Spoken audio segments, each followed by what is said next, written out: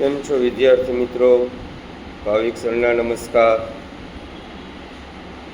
Hall ticket આજે બધાને મળી ગઈ હશે, અથવા તો હવે સ્કૂલમાંથી સૂચનાઓ આવેલી હશે કે હોલ ટિકિટ લઈ લેજો। તો આવતીકાલે બધા મિત્રો હોલ ટિકિટ લેતા આવજો। હોલ ટિકિટનું નિરાતે ઓબ્ઝર્વેશન કરજો, કોઈ પેપર બીજી સ્કૂલમાં આવેલું છે કે નહીં તે ખાસ જોજો। ઘણા વિદ્યાર્થીઓના મને આજે સમાચાર મળ્યા કે ભાઈ અમુક વિષયની અંદર એ લોકોને સ્કૂલ ચેન્જ આવેલી છે, તો ખાસ એ વસ્તુનું ઓબ્ઝર્વેશન કરજો।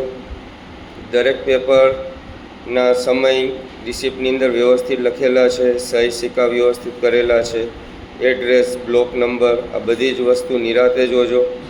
અને હોલ ટિકિટ હાથમાં આવે તો એને માથે ચડાવજો, ઘરે જઈ અને મમ્મી પપ્પાના ચરણોમાં મૂકજો હોલ ટિકિટને, તમારા મંદિરમાં મૂકજો હોલ ટિકિટને, અને પ્રાર્થના કરજો કે બીજી વખત આ હોલ ટિકિટ ન આવે। 10મા ધોરણની એમ 10મા ધોરણની બીજી વખત હોલ ટિકિટ ન આવે, એમ એક જ વખત આવવી જોઈએ। બીજી વખત આવે તો તમે જે ફેકલ્ટી પસંદ કરવાના હો એમની હોલ ટિકિટ આવે। તો હોલ ટિકિટ બધાને મળી ગઈ છે અથવા તો મળી જશે, તો તે માટે પહેલાં તો અભિનંદન। હોલ ટિકિટને મિત્રો ખૂબ સાચવીને રાખજો, કોઈ પણ જગ્યાએ રાખતા નહીં, કોઈ ડાઘા ન પડે એનું ધ્યાન રાખજો। વ્યવસ્થિત ફોલ્ડરની અંદર મૂકી દેજો।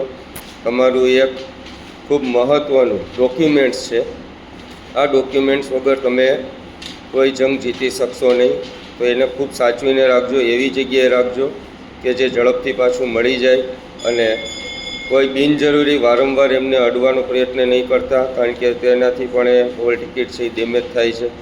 કોઈ બીજા કોઈ ઘરે રિલેટિવ કે આ છે તે છે મિત્રો આવતા હોય તેમને પણ બતાડવાની જરૂર નથી। જે આવી ગઈ છે એ આવી ગઈ છે, તમે જોઈ લો, પેરેન્ટ્સ જોઈ લે, અને શાંતિથી એમને કોઈ પણ વ્યવસ્થિત જગ્યાએ મૂકી દો। અને હવે આજે બુધવાર થઈ ગયો છે, આવતો બુધવાર તમારો વર્ષનો છેલ્લો દિવસ, ગુરુવારથી તમારી પરીક્ષા ઉત્સવ ચાલુ થાય છે, તો તે માટે ખૂબ સારી મહેનત કરો। અને જો કાંઈ પ્રોબ્લેમ હોય તો મને કોમેન્ટથી જાણ કરજો।